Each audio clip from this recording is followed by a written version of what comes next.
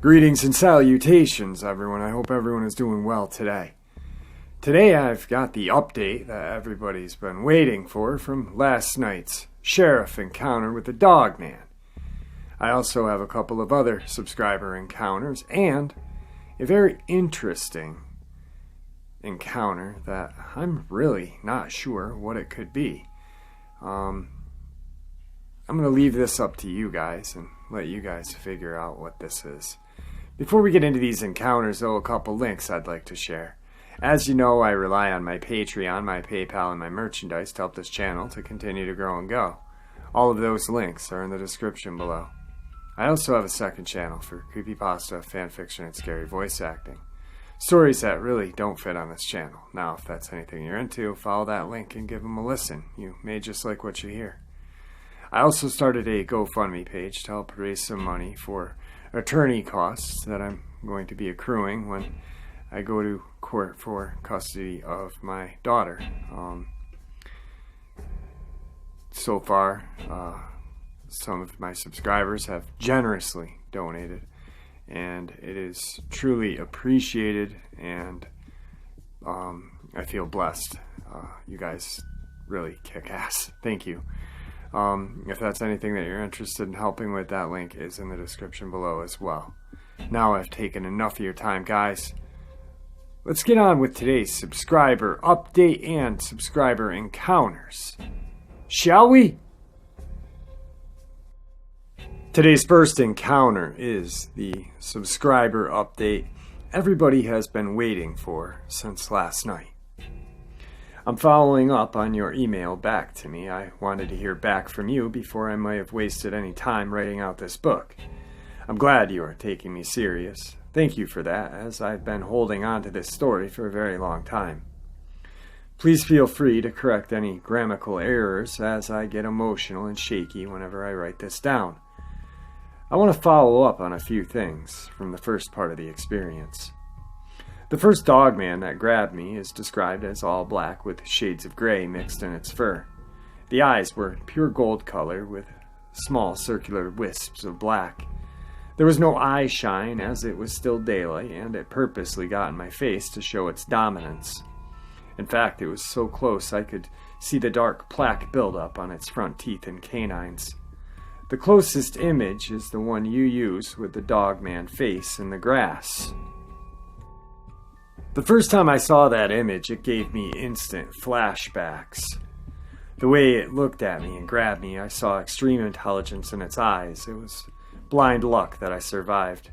If I didn't click off the safety of the shotgun or maintained a firing grip when I transferred it to my left hand, I wouldn't be here today.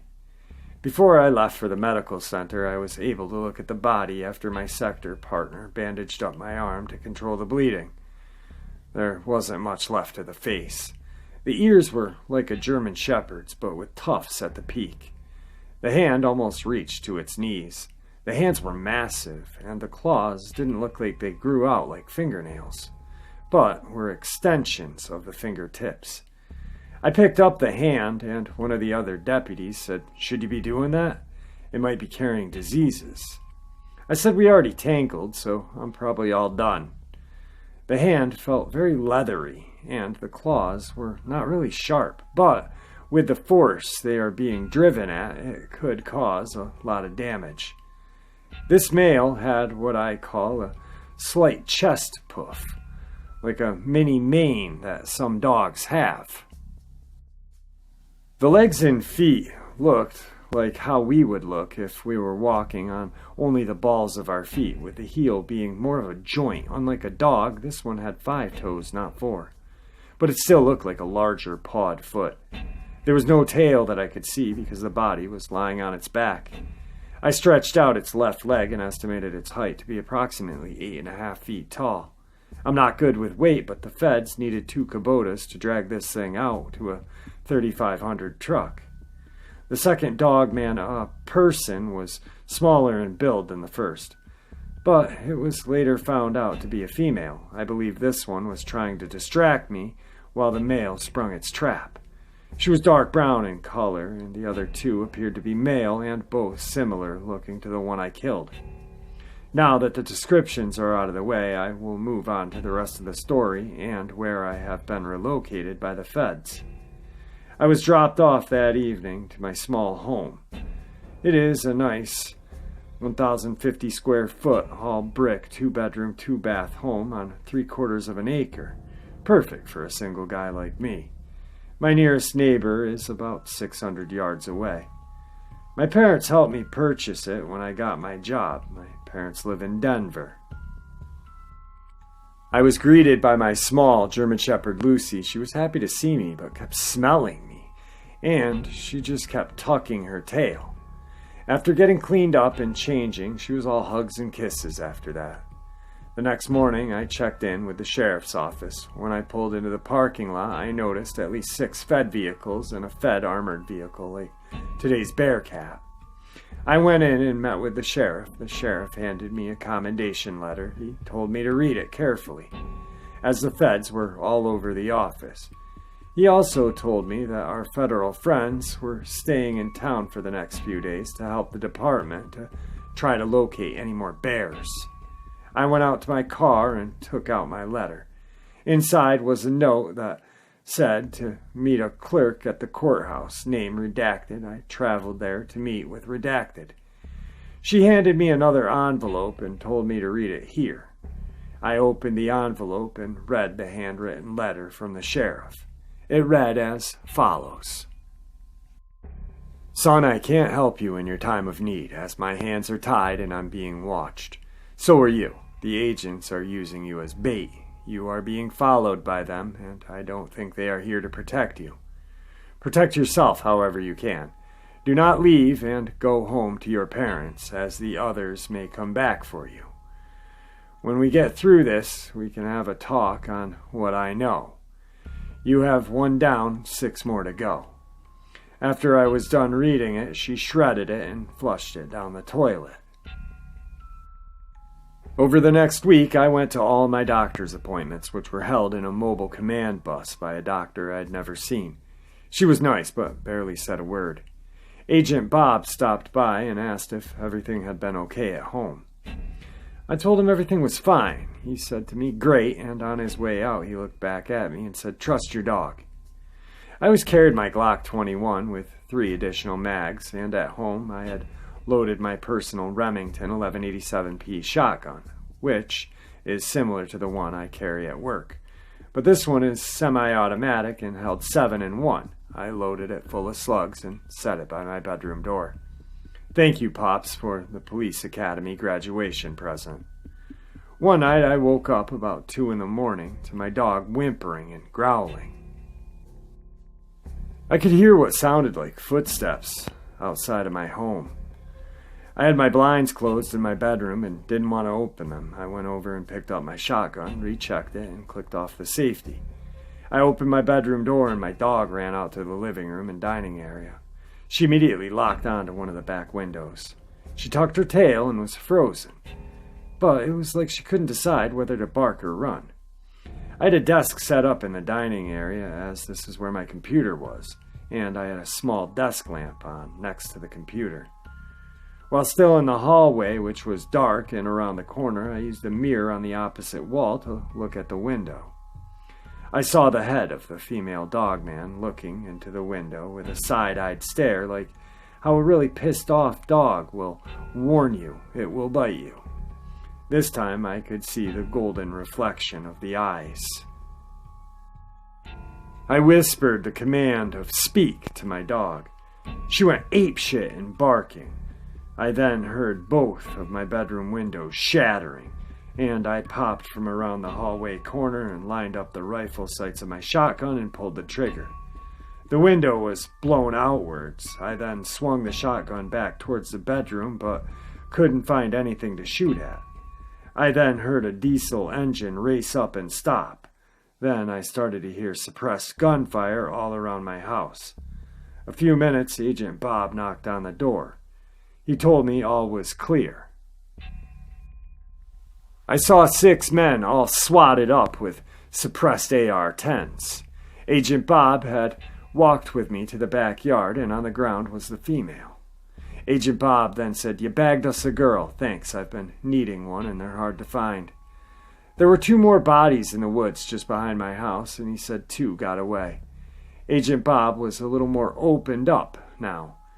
He never said what they were other than bears, but told me if he could, he would eradicate all of them. But people want to research, and air support would draw too much attention. He told me that I could not stay here because I'm a marked man. It took a few days, but my house was purchased by them, and I was moved to a desert city. They put in a good word for me at the new department. I was quickly hired and started my new job. I am now of high rank, like brass on a collar rank, so I don't want to come out as crazy. Agent Bob gave me some very specific instructions to visit my parents. One was to always fly into Denver, never drive. Never go back to the county I worked or surrounding counties.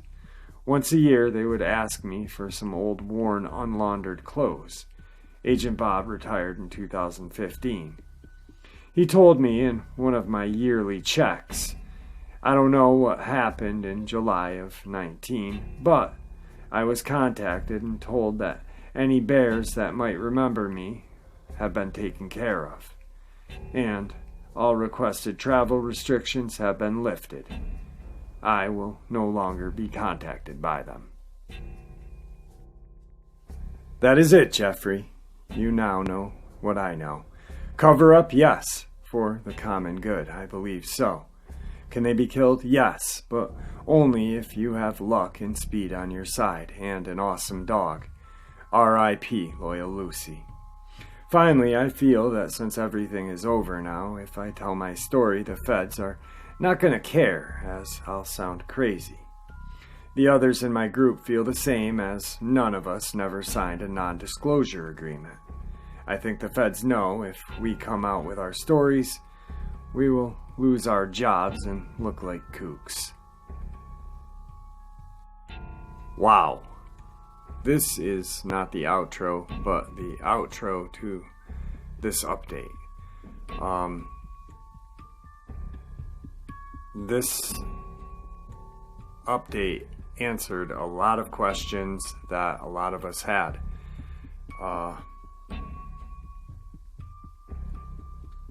That is insane. I'm speechless right now.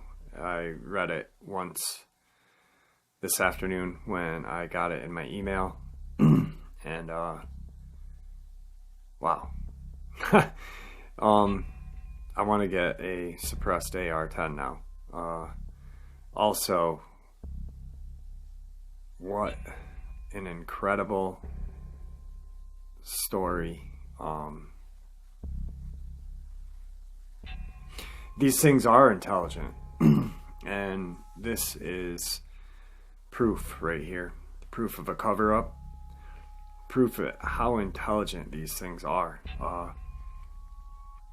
He killed what I'm assuming probably the alpha, and then the others in the pack put a hit on him, kinda,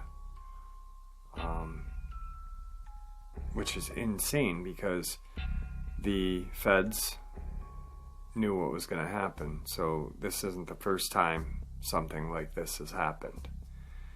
It just makes you wonder how many times shit like this has happened, and the cover-up just continues. I'm gonna send out one more email to the email. Hopefully he responds, thanking him, and I got a couple other minor questions that if he does respond, I will share those questions and the answers with you guys. In the near future, I'm going to do both of these together with the questions I am going to ask and answers if he does. Wow. Anyway, let's get on to the next subscriber encounter. Today's second encounter is from a subscriber named D from West Virginia. My first experience happened in 86, 87. I was young, but I remember it well. It was a clear summer day. I was just doing what most kids do, playing and not having a care in the world. We used to have 3 dogs at the time, a shepherd mix named Doggy Dog, a terrier named Buster, looked almost exactly like Benji from the movies, and a short-haired collie named Trixie. They were some of the best companions a kid could ever have. Now, Trixie was very energetic, protector of the house. The other 2 were strays that my parents had taken in. Trixie was acquired as a pup from a seller. Our house was on the outskirts of town, surrounded by about 25 acres of woodland. I used to run those woods a lot, built forts, hide-and-go-seek, etc. Always had a feeling like I was being watched, though. You know that feeling, like you're not alone. Well, Mom usually let the dogs out several times a day to do their business. On this particular day, only Trixie went out. We had a small fenced-in area right off the back door off our breezeway. There was a huge walnut tree at the far end of the fence, just inside of it. So when Mom opened the door, Trixie flew out. The other 2 stayed put in the living room. After a little coaxing, Mom just figured they didn't have to go. No more than 5 minutes went by when Mom went back out to let her back in. Well, Trixie was gone, and by gone I mean vanished without a trace, like a fart in the wind. Now, she was around 6 years old and would always come back when let outside the fence. But this time she was in the fenced-in part. Only thing we found were a couple of tufts of black fur on the fence, and Dad seemed to think he seen a small drag mark in front of the tree. We offered a $100 reward at first, which went up to $300 a few weeks later. We searched the woods, farms nearby, basically all directions around our little town. No trace, no leads, nothing. As the years had gone by, and I've come to educate myself on the cryptic fields, I've really leaned towards the Dogman as the culprit. It was either hiding up in the walnut tree or in the wood line, which was about 12 feet so away from the fence. As listeners, you can be the judge. There were no holes under the fence, and the gate was locked. Something came over that fence and snatched her. Oh, I forgot to mention, the fence was wire-type fence, sort of like a chain link, but in that square pattern. The top first rows of squares were bent inward. Mom, till the day she died, always believed she had been snatched by a person. It was no person. Well, there's my first encounter. Today's third encounter is D's second encounter. It was the summer of '92, and I was staying with a friend. He lived at the beginning of a dead-end road. We used to ride our bikes a lot. We'd ride down to the end and back. At the end of the road was an entrance to a large cornfield, and on the right was a wooded area. He had a big knife collection, everything from your basic penknife to small swords and throwing axes. We'd load our pockets with them and strap a sword or 2 on our backs and bungee an axe and a machete to our bikes and take off. We liked heading into the cornfield and chopping our way through the stalks. It was fun. Thinking back, I'm glad we never were wrecked. That would have been pretty awful. Anyway, we got the bright idea to explore the section of woods on the right. It was pretty thick in there. We hacked our way on in. It was bigger than we had thought. After a bunch of hacking and chopping, we came to a small clearing and an old house. No front doors, windows were gone. It was basically rotting away. Had been abandoned for quite some time. It was weird, though. Out front, there were kid toys. We found 2 Power Wheels, a Fisher-Price kitchen playset, a basketball, which they don't look like they had been there for long, as the house looked abandoned. Upon entering the front door, it looked like a big bird's nest. There were sticks and old rotten branches all twisted up, and there was lots of old walnut shells and acorns lying around. The second floor had rotten away in a circle. Walking up to the second floor, the 2 rooms off either side seemed to be intact and empty. Couldn't get over to the room on the left because of the big hole in the center. Didn't stay in there too long because it was clearly unsafe. We goofed around for a little while more and started checking things out. Couldn't figure out how all those kid toys got there.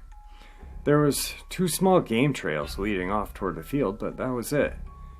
We noticed it had gotten quiet. There was no bugs or bird sounds, only us and our thoughts, so we decided to get out of there.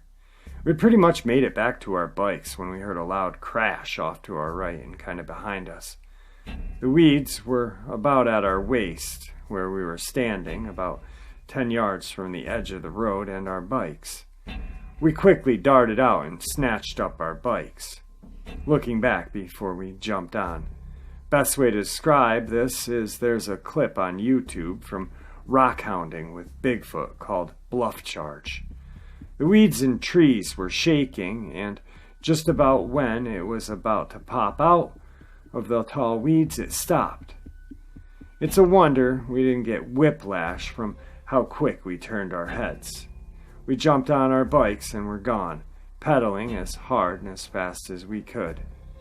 Needless to say, we never rode past that last house again. I'll never forget the fear we both had.